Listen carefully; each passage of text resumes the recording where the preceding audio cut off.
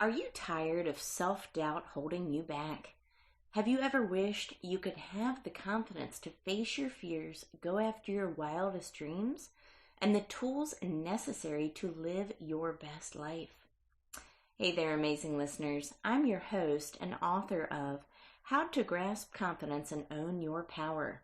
And I've made it my mission to help you break free from self-doubt and embrace confidence. Subscribe now and join us as we unlock the secrets to unshakable self-assurance. Let's dive in.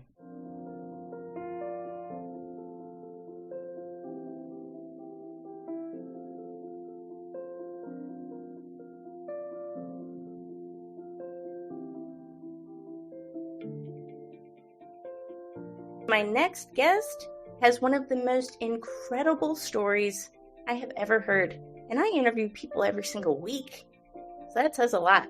But I will leave it to Joshua to introduce yourself. Joshua, welcome to the show. Thank you. Yeah, I'm Joshua, former sniper in the British Army. I actually achieved that notability very young. Left the army at 23 and I've been on a growth journey ever since. So growing through companies to a high level. And then now I sit as the CEO of two Chevrons Group, which is a multifaceted organization surrounding a charity. Wow. And you've accomplished a lot. You know, you mentioned the fact that you were a sniper, and that's not something that is typically a role that is given to a very young person, a new recruit, right? I would love to hear a little bit about that because I think that's fascinating. Yeah, well, absolutely, you're completely right. So generally, being a sniper, whether you're in the US or in Britain, it's a very senior role to have. It's somebody that has been through the system, has possibly been on warfare and understands things in and out. When I came through training, I got posted to Germany, as many soldiers do, American and UK. And there was an opportunity. Essentially, the battalion was reforming a sniper platoon, ready to go to Afghanistan. And they put a list out for people that wanted to go on the selection. So me being me and the army having its motto of be the best, I was thinking, right, if I'm going to be the best, I'm going to go for it. So I put my name on the list, and what happened is I didn't realize at that moment, but the very next day I did, is I had a massive target on my back. Anybody that was within the battalion that wanted to go on that course now kind of almost hated me. They didn't want me to be there. This new recruit, just come out of training, never been on warfare, hadn't been in battalion 5 minutes. But nonetheless, I thought, well, I've got to do it. As I was going through that process and on selection, what came to the realization is that the people that were leading the selection course didn't want me to be there either. So I had to give them no choice. My only option was to come first. So I would be up later than everybody. I'd be up earlier than everybody, making sure that I knew my stuff and that I was ready to take it. I was also fresh out of training, which meant I was very, very fit. And I did. I came first on my selection course, which gave them no option. And I got sent to my sniper school. So I was in the sniper platoon at 17 years old, and I was fully qualified at 18, and then quickly deployed on Herrick 14, which is known to be one of the most kinetic Afghanistans that there ever was. Wow, incredible story. So I shared a quote yesterday in a post, and it said, if you knew how much work was put into it, you wouldn't call it genius. And that quote was from Michelangelo. Mm. And it's interesting because, you know, we think about people that have achieved a certain level in life. We think maybe they're just naturally talented, or maybe they've got this windfall in life. A lot of times it's that hard work, it's that tenacity. The willingness to wake up earlier than your peers, the willingness to work until you're done, right? And Absolutely. not just when you want to give up, when you're actually done. There's a lot to be said about the tenacity and the work ethic that goes into success in general. But in your instance, becoming that high level, sniper at such a young age, fully qualified by 18, I can't even imagine that. Yes, it's very different, and often you usually get the conversations when people find out that you've been in the forces. They always ask the familiar questions. I won't mention them here, and you kind of just give them the stare, and you're like, "Why would you ask me that?" All I say is I was very good at my job. From winning competitions when back in the UK to absolutely wiping the floor with the Metropolitan Police. If there's any Metropolitan Police listening, they might remember me. But it's a lot of pressure, and you've got to remember at 18 years old, your mind as a male, well, as anybody, is still developing. Yeah. So when you go to a wartime situation, although you are trained to do a job and you don't think about it at the time, you don't realize the effects that it has on you. Because when you do your job as a sniper, it's like me looking at you now, Tara. I can see the lipstick that you're wearing. I know your glasses. I can see your family. If I'm watching you for a period of time, I'm getting to know you. I learn your tips. I learn the things about you. It's not always the case. Sometimes everything's very quick. And yes, that goes along with you for the rest of your life. But the skills that you learn within the forces and in that level of role, and I did promote in the forces as well, hence the name of Two Chevrons Group now. But as you go through that, is that tenacity that you talk about in terms of learning, in terms of how you do things, the ability to adjust and adapt and overcome.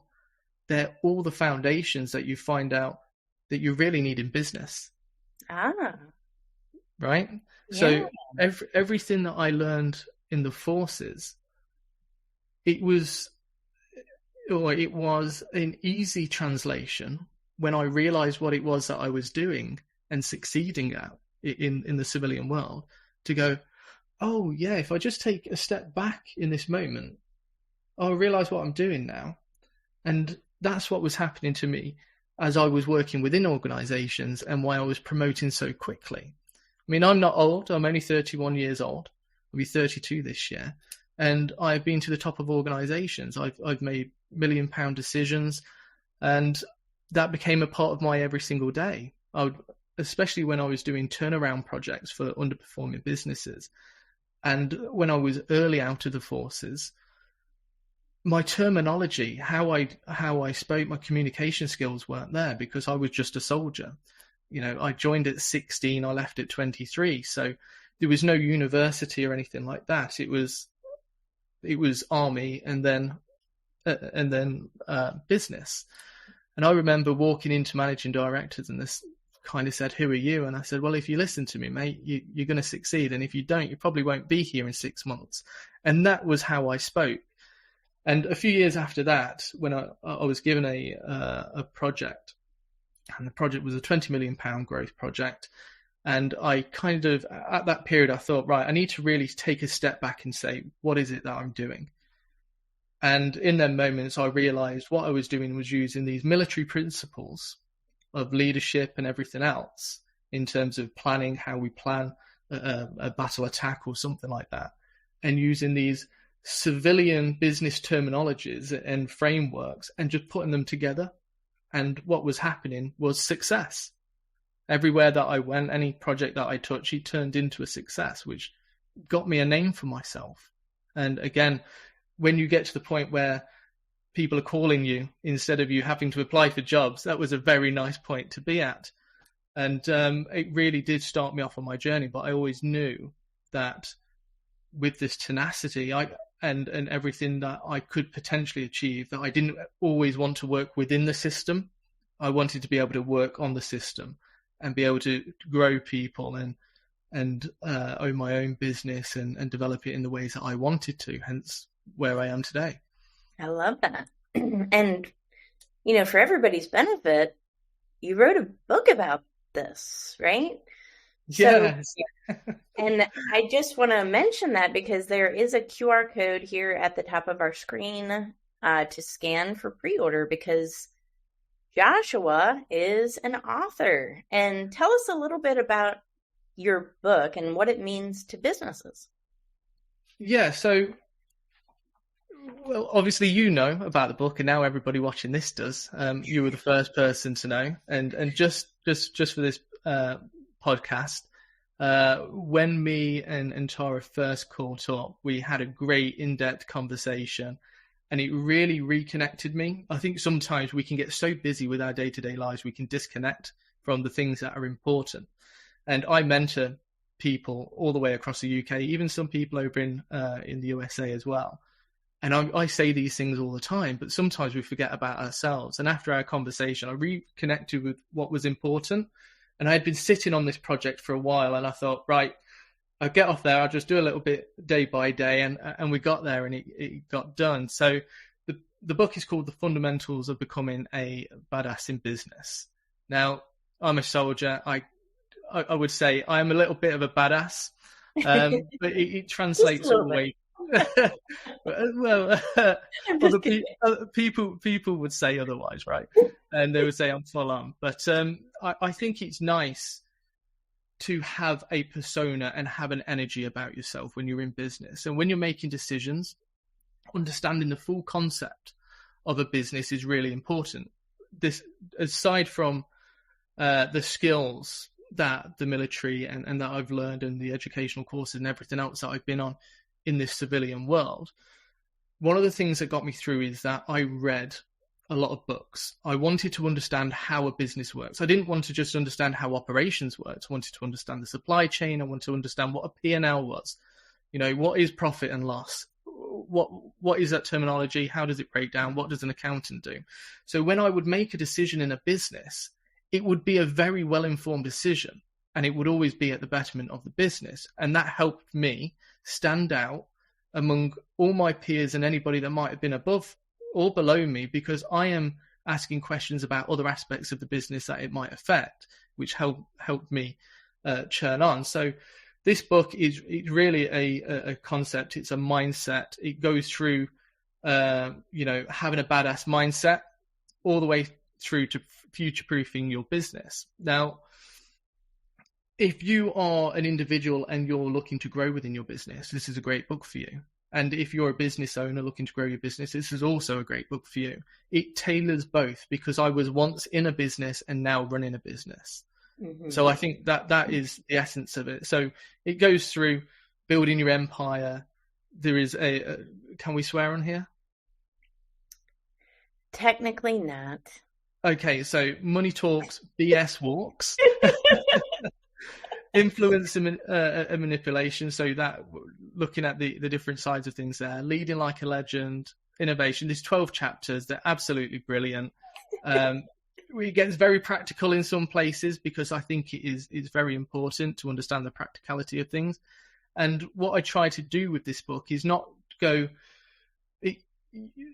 I've read thousands of books like yourself, and sometimes you can get lost in a concept or an idea. And what I try to do is make it very, very simple. And that is me, is try to simplify everything. The first business I ever started was called The Simple Solutions. And I try to make that resonate through everything that I do, because if you're looking to start a business, you want it simple. You don't want this complex concept. And likewise, if you're a CEO or an MD in distress in your business, you want the simple way out. And that's what this book does for everybody. I love that. It is so cool. No, and I want to take everybody on a little journey of how you and I actually met. Yeah, great journey. Because it's like crazy. I feel like I've known you for 10 years. So for everybody's benefit, a couple months ago, this was in January, I went to England and delivered a TEDx talk. I never know who's going to be in the audience, right? I didn't know anybody else except for my immediate group. But there was somebody in the audience that you knew. Yeah. and the person that you knew said to you, hey, you should watch this TEDx talk or something like that, or connect with Tara. And then Yeah, I think, like, as I was leaving London, I got a connection request from you, and then we chatted. And when I got back to the United States, we had a Zoom call. Is that right? that's right. Yeah. So my friend Beth was in the audience, somebody I respect very much, and she had messaged me straight after. Well, I think actually she was still in it, and she was like, "Oh, you need to connect with Tara, and you also need to do a TEDx talk." And I was like, "Well, who's Tara, and what is a TEDx talk?" That is so Because funny. I wasn't that familiar with TEDx at the time, Mhm. and I just connected with you, and we had, well, our first chat was brilliant. I think we planned a half-hour discussion. We were on there for about 2 hours. I know, and we kept getting cut off, and I said, no, here's the link. Let's go back.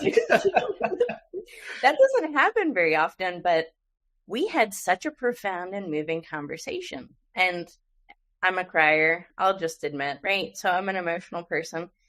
And Josh, your story really touched me. But we've talked about all these things that you're doing right now, all of these accomplishments that you've had in your life. And it's inspirational, but was it always that way? Was there a point in your life when you were struggling a little bit, where life wasn't quite easy? Absolutely, and I think if you speak to anybody, everybody has their own journey, and everybody has something that motivates them to get to wherever they want to be. And as you know, there was tears on both sides when we caught up last time. You did it well then. but we were trying to keep the tears away today. But yeah, so it wasn't always that way. And as you go on a journey, it can be very difficult. So I don't remember, as you know, before I was 11 years old. So there was a lot of trauma in my younger years that I just can't reconnect with. And I won't go into my very first memory. I did that before this, but it is dark and dingy. That's the very first thing that I remember. But likewise, I think we can't let our past define us. And as we go on, we face lots of different challenges. And I suppose whatever happened to me in my childhood translated into my schooling, so much so that I would become an unruly child. And naturally, getting into trouble and into the wrong crowds, I recognised at a point that I needed discipline, which led me to the British Army. Now, the British Army didn't make all these things disappear and all these thoughts and feelings, but what it did is it challenged me. And there was I suppose a situation when I was in basic training, and I was fit when I joined the army. And this one thing, I mean, it gets me every single time because it's such a small, like, minute thing. But it always takes me back there. And I remember we're doing like an assault course. So it's essentially we did a steeplechase where the military like to get you wet and muddy, as they usually do, and then you do this kind of assault course, so up and over and under, and they've got all the shouting and banging at the same time. And do you remember when you were a kid, the monkey bars at the playground? Well, you have them too. So I did eventually love them, but I didn't love them on this occasion. And I remember going across, and there was 12 bars. And I've gone across, and I got to 11, and I slipped. Now, nobody was looking at me. I could have just ran and carried on and finished. I was at the front of the pack at the time. And I didn't. I ran around and thought I'd go again. I ended up going over 20 times and getting less and less. So it went from 12, it went from 11, 10, 9, 8, 7, 6, 5, 4, 3, 2. And I jumped up, and I remember on the last go, we went 1, 2, and I slipped, and I was dripping wet, sweating. I was about ready to give up, and I just stepped to the side and thought, I'm going to go again. And it's hard to say failure, isn't it? And to go through that journey, but there was always something when I hit training that was keeping me back, that was keeping me behind the pack, where I'd push myself and my body, and I'm kind of, my mind's almost talking to my body going, why am I not moving any faster? Why can I not, I'm fit. Why can I not go anywhere? What's challenging me here? And just before I went to jump up again and fail, and that would have been it, I've got 90 men stood there watching me because they had all finished. The corporal shouts over to one of the trainee private soldiers, Hayward, all right, Hayward, get over there and help him. And he gets down on one knee, and I put my foot on it, and he springs me on the top, and I crawl across, and I go and finish it. Now, I always say I think it's as if the trainee corporal knew what was going on with me, and I needed to go through this at the time. And there were so many things that I learned in that moment. And obviously, as I said about my childhood, is in that moment I realised that I had a family of 90 men. Sorry, it catches me. But I realised that I had this big family and I had this support network. But also, there's a phrase, there's more than one way to skin a cat, right? And everybody can conventionally go over the monkey bars in this way, but you don't have to go. You can go over the top, you can go around the side, whatever way. There's always more than one way to do one thing. And I learned so much in that moment. And that was a point in I suppose my career, a defining point, because I went to sleep that night and I woke up a complete different beast. I was always at the front. I was always cheering my peers on. I was always bringing people up. And this changed something inside me, because this has resonated throughout my whole career into what I'm doing now in terms of my willingness to help people. And hence the reason why I set two Chevrons group up to give it away. Right. And I join the forces. I become a sniper, as you guys know, and I go on tour. Now, things didn't affect me when I was on tour. My good friend, it got him on tour. What we were doing, it got him on tour. And I remember having a conversation with him at that time and saying, "You're all right, mate. Don't worry about it. You'll be fine." And that's kind of the concept in the military. You kind of brush over things and you'll be okay. But every night I'd always make sure wherever I was in the green zone that I would connect on the radio system and I'd buzz into him. I'm like, "You're right, mate. How you going there? I'm okay. Happy birthdays," and all this stuff all the way through. It got me afterwards. And I didn't realize it. I really didn't realize it at the time. And you start falling into this motion. And because within a military organization, there is a culture of drinking and partying and things like that. And it's a very, very easy trap. And you've got to remember, I was 18 years old. My mind's still developing. I've seen and done all these things. I come back and I'm told to go home for almost 2-3 months and play civilian. That can't be the way to do it.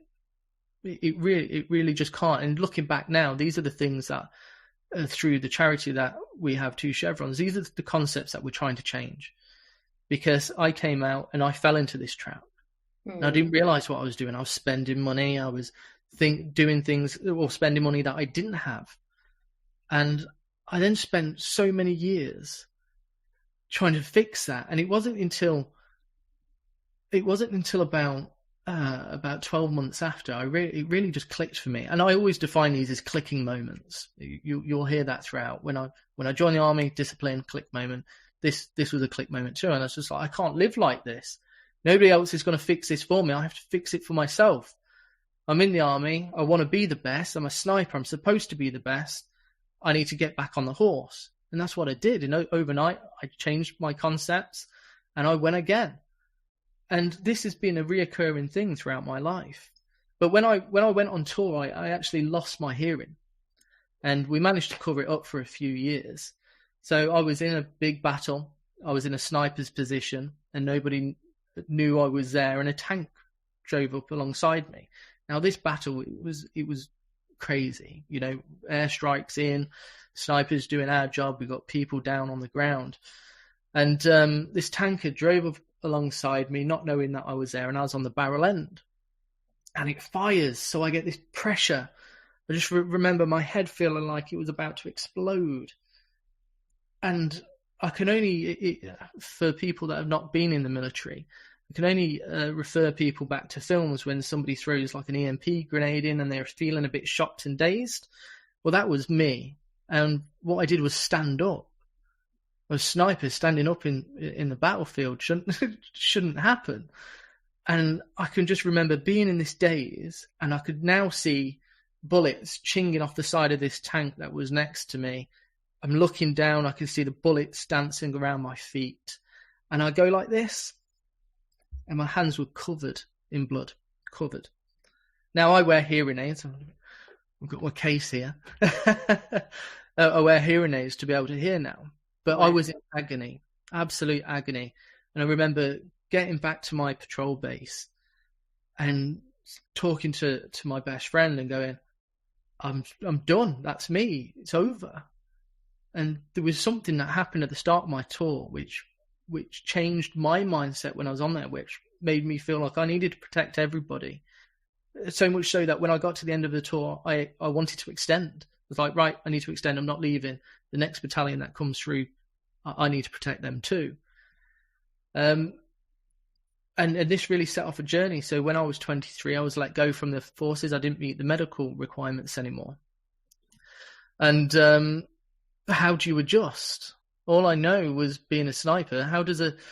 You can't do sniping in the civilian world. And, you know, it's funny to end up where I am now, you know, telling businesses and individuals and coaching their careers and businesses, when 8 years ago I was on a battlefield. The process, it's crazy. But again, people leaving the military have to go through a transition, and I did. This concept of taking your body armor off, and we're talking about confidence now. The essence of the forces, wherever you are in the world, when you put that uniform on, that is a shell of confidence. It's not you being confident, it's a shell of confidence, right? So you put this on, all of a sudden your shoulders go back, your chest pushes out, you're standing straight, you're looking people dead in the eye. And that lasts, and it becomes impressionable, right? So you spend 7 years in there like I did, and it lasts for so long. But where it stopped for me was I got meningitis and I almost died. And my wife was telling me to go to hospital, but my mindset is I need to work, I need to be the best, I need to do this. My team can't do without me, so on and so forth. So I was going to work and I was really ill. So much so that one night I woke up and I said, something's really not right, and I kind of collapsed on the floor. I hope my wife was pregnant at the time. She'll hate me for saying this, but she put me in a taxi and sent me on my way. Good for her. I think she's the best thing that ever happened to you. Yeah. And she sent me on my way, and I was in hospital, and I got there, and when I had woken up, she had told me, the doctors had said I was minutes away.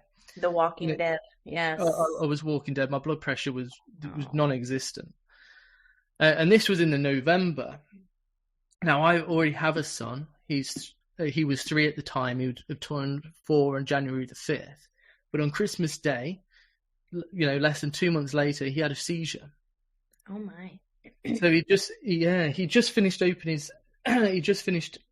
his presents, and he went on to the cards where all the money is, and he just let out into a kind of a roar, stood up, sort of grabbed him, and he started shaking in my arms. And we've gone to the hospital Christmas Day, so Christmas is ruined and all that stuff, and we're trying to make it as nice as possible. And you know, the hospitals are brilliant; they come around with little presents and things like that. And we're thinking, what the hell is going on? Mm-hmm. And they're like, oh, it's probably just stress or pressure or tiredness or whatever. 5,000 reasons, none of them the cause. And we go home and everything's fine for about 2 weeks. And all of a sudden, he has another seizure, and another one, and another one, and another one. And it was every single day. And, sorry. It got so bad that it was like 40 seizures a day. Oh my gosh. Oof. Let's take a break. Let's take a break because this is a heavy story.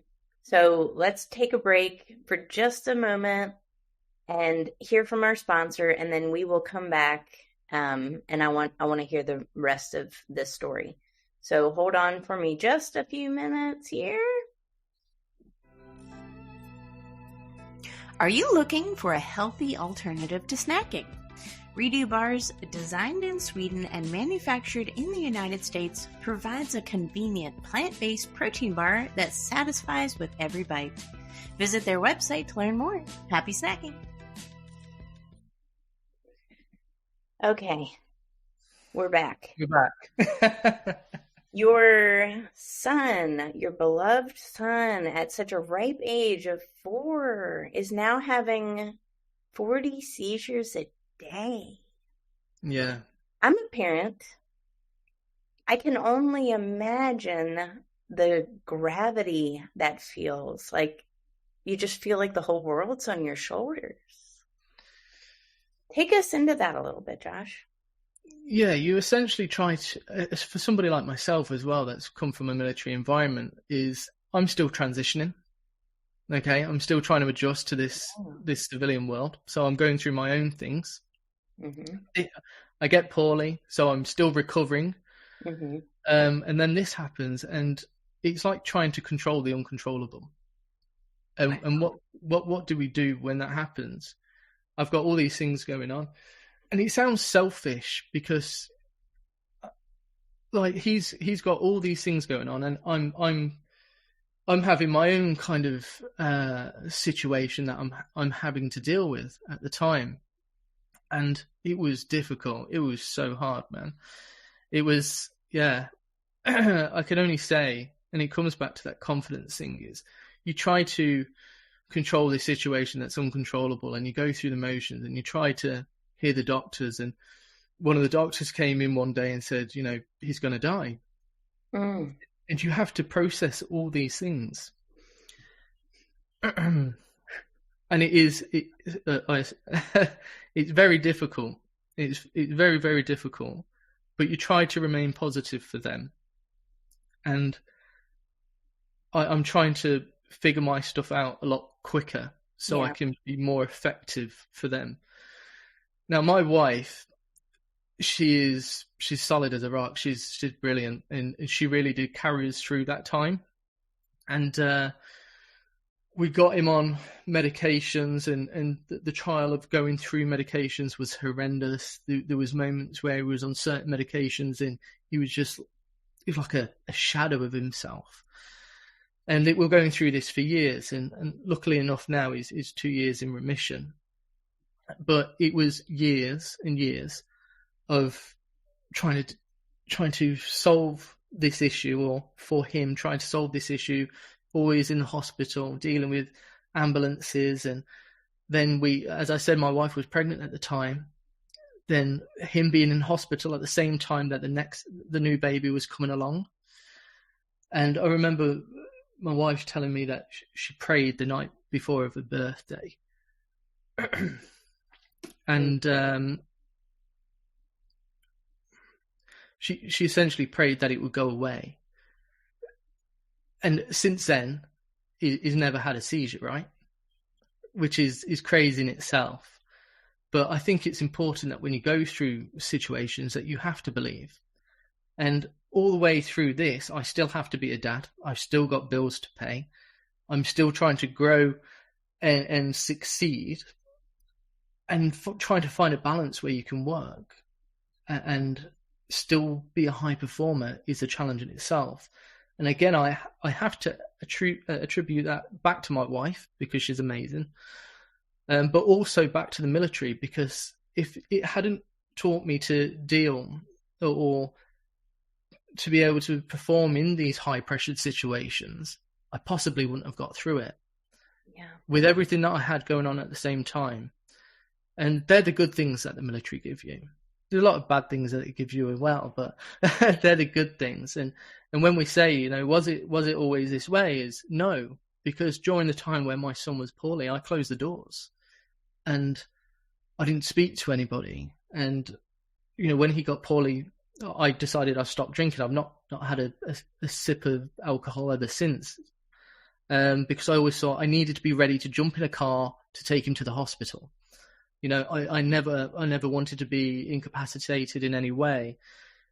So I cut them things out, and anything that would take my time away from him. So we kind of almost closed the doors and became this shell of a family that didn't really integrate with anybody.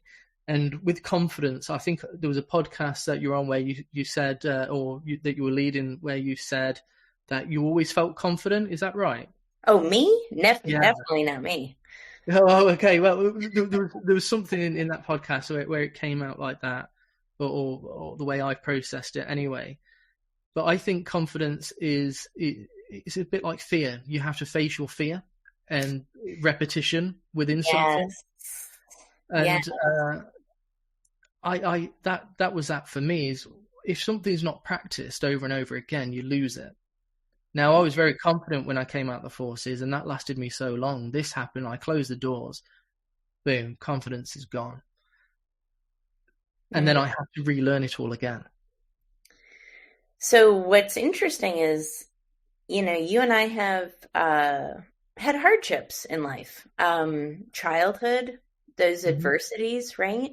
You not remembering before the age of 11, me not remembering a lot of my childhood as well. You go through these obstacles, these hardships, these adversities, and then you've had your trials and tribulations with your child and his health, and then your personal health, right?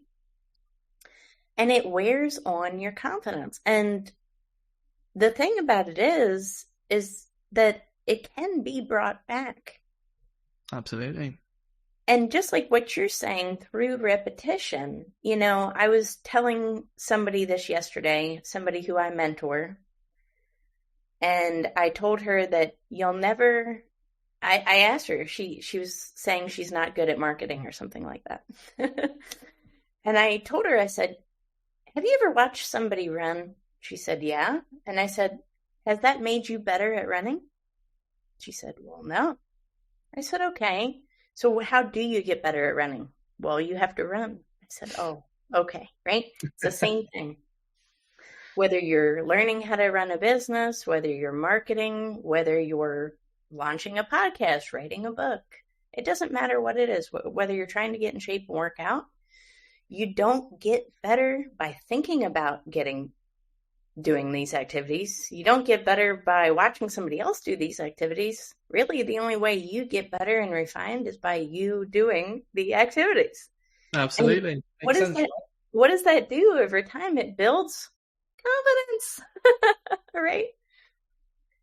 It's the only way to get better is by that repetition. And I'm not saying it's going to be easy. I'm not saying that we're going to figure it out 100% that first step. But you know what?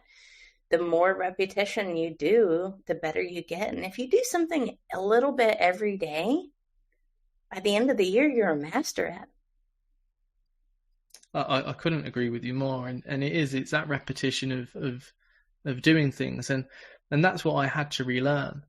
Now, I was still succeeding in the companies that I was helping through projects and growing, and having to deal with all this and trying to separate it, which was a big challenge in itself.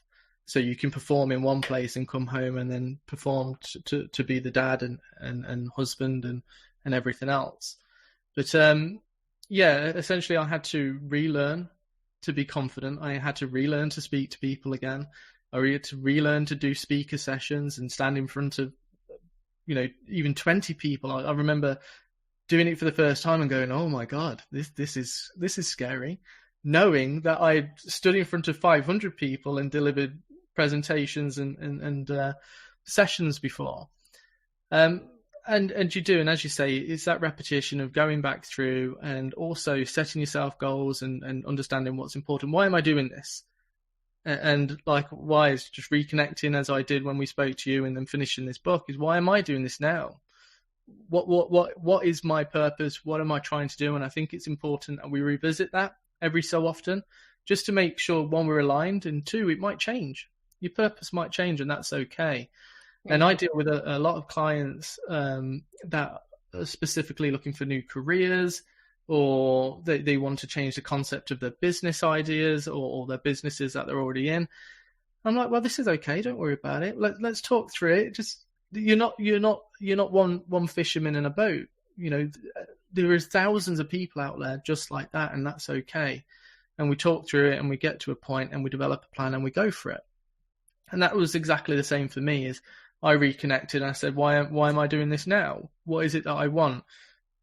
I've got the house, I've got the car, you know, I've got the money, I've got everything else. Why am I doing this? And if I look back across my journey, I've never really made a decision over money. So money was never important to me. Family's important to me, making sure that they have a legacy and somebody to look up to is important to me. But aside from all that, is helping as many people as possible is very important to me. Hence the reason why I set up the charity, hence the reason why I do mentoring, why I do career coaching, why I help businesses. Because these are the things that get me out of bed, right? Yeah. These are the things that put, you know, the adrenaline that it just overcomes your body, and helping other people succeed is an absolute passion of mine. And I've been able to do it with many businesses and individuals now, and it's just absolutely brilliant feeling. And to be where I am now, which is a multi-business owner with a long list of clients and a wait list, and now a book, is such an exciting place to be. I'm thinking, well, what's next? What's my next purpose? What else do I need to do to communicate with the world? What's next? And yeah, it's an exciting journey. And as you say, we all have them. And I think that's maybe why I was brought into your life why you were brought into my life. Maybe I'm supposed to help somehow, or maybe get you on that TEDx stage. We'll see. Wouldn't that be something? Absolutely. I can't wait. I think I can do it. But Josh, what a phenomenal interview. I'm so happy that I met you and that we connected. I'm grateful for the opportunity. The only thing I wish is that I could have actually met you in person in England, but that's okay. That just means I have to go there again, right? Yeah, or I'll come to the USA. Whichever or both. Let's do it. I love it. But thank you so much, Josh, for being a fantastic guest today on Grasp Confidence Podcast. And thank you for everyone who tuned in. Check out Josh's book, connect with him on LinkedIn, and support his cause. This is a cause that helps veterans, right, succeed in business post-service. They help veterans, they help blue light community succeed. This is a worthy cause, right? So donate, support, and just be that source of encouragement for these people, because they need that help in transition into civilian life post-military. So thank you so much for everyone who tuned in. Thank you for everyone who supports your veterans, not just in the United States, but also our allied veterans across the pond. We will catch you on the next episode. Take care, everyone.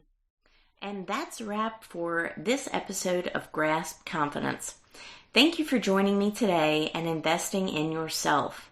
Remember, building confidence is an ongoing journey, and each step you take brings you closer to the empowered, fearless version of yourself that you were born to be.